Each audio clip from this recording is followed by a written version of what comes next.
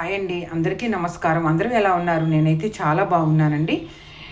ఎలాంటి భయంకరమైన నరదిష్టి, నరఘోష నుండి ఎమ్మటే తక్షణమే విముక్తి పొందగలిగే నిమ్మకాయ ఎర్ర నీళ్ళ దిష్టి.